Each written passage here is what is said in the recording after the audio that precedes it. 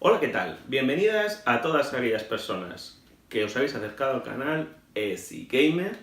Somos Manu Bueno. y Coco. Y hoy hemos venido a hablar, como os prometimos en el vídeo anterior, de De lore. el lore. El lore. Que El no, lore es un la lore. anglicismo que no la lore, es verdad, sí. El lore es un anglicismo que viene a hablar de aquellas construcciones que se hacen sobre temáticas de ficción, como puede ser Star Wars, en base a lo que cuentan en este caso las películas, y que construye dentro de ese mundo la comunidad y que construye fuera de esas películas la misma editora de juegos. ¿Correcto?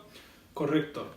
Es decir, me parece importante que hagas esa diferenciación también, ahora veremos por qué es un poco importante, de que, como bien dices, el lore es aquel contexto que se da a, digamos, a una idea, a un proyecto, a un juego en este caso, ¿no? Explicando o contando historietas sobre un personaje en concreto, sobre un mundo en concreto.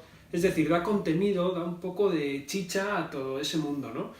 Y, como tú bien dices, hay, digamos, dos puntos de partida desde ese lore, ¿no? Que es el que hace la propia desarrolladora, oficial, entre comillas, y el que la comunidad desarrolla. Ambas se suelen entremezclar mucho porque normalmente la comunidad respeta lo que se hace la desarrolladora, pero en ocasiones no. Eso también sucede. Bueno, en el caso de Star Wars tendremos diferentes cánones, el canon Disney y el canon antes que Disney, y realmente hay un debate en esa comunidad de películas sobre qué es lo que representa la realidad de ese mundo, y eso lo construye la comunidad.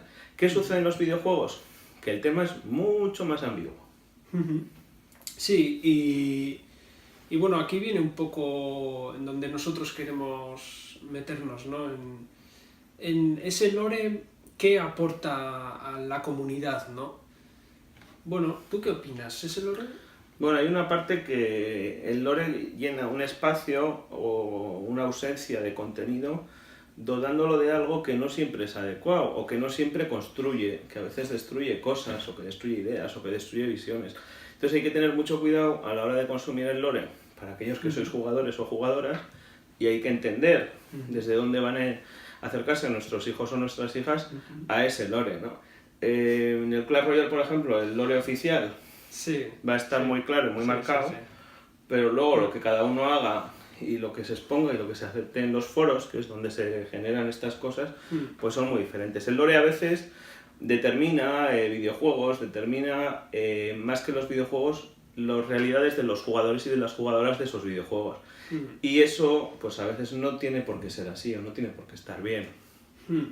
Hombre, también creo que el lore es una cosa que las comunidades suelen defender y crear y construir, ¿no? Y hay una parte de eso que es bastante interesante, es muy bonito, porque es algo que la propia comunidad de seguidores, de fans de ese videojuego en este caso, crean, y suele ser muy interesante, muy entretenido, muy complejo. Pero hay otra parte que también hay que tener cuidado porque esas comunidades pueden excluir también, ¿no? Entonces, eso depende únicamente de los miembros de la comunidad. Entonces, ¿qué ocurre con esto? Bueno, que tenemos que tener un poco claros cómo está interactuando esa comunidad en concreto sobre ese tema, ¿no? Y si en este caso a nuestro hijo o a nuestra hija le interesa esa comunidad, ¿qué se está cociendo ahí también, no? Y también un mensajito para las personas adultas que construyen lore, el entender que van a haber menores, y como no nos queremos hacer a veces responsables de ciertas cosas, lo podemos llegar a ser, ¿no? El entender que el lore va a ser para todo el mundo, y no por eso delimitar ciertos contenidos, ni mucho menos, pero sí hacer las cosas con cierto cariño y con cierto aprecio, ¿no? Sí.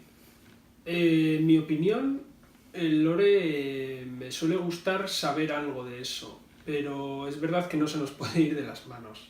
Yo creo que a veces se va de las manos. El contenido del lore puede ser más grande incluso que el contenido de un videojuego o el contenido de, no sé, de una película, ¿no? Y en ese sentido lo que genera es que sea más importante el conocer ese lore, parece, que haber visto la película, que haber jugado el videojuego, excluyendo a un montón de jugadores que no tienen por qué querer acceder a esa parte de la construcción de la comunidad. Eso es.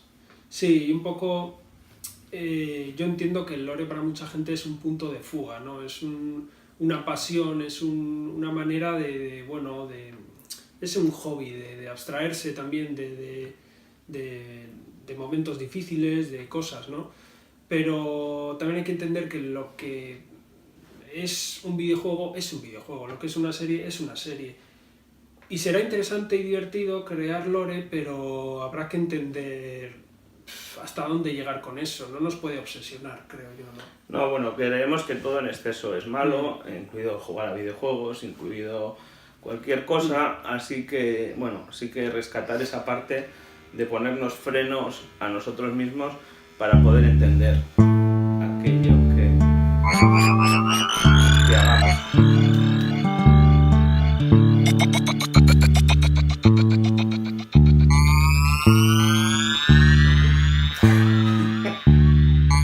Bueno, yo creo que hasta aquí el vídeo de hoy. Sí, desde redacción son unos graciosos.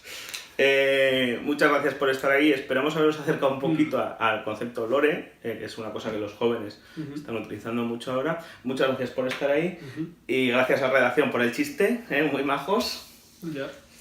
Dejarnos un email en esigamer@pauma.es. Pim pam pum. Bocadillo de atún. Adiós.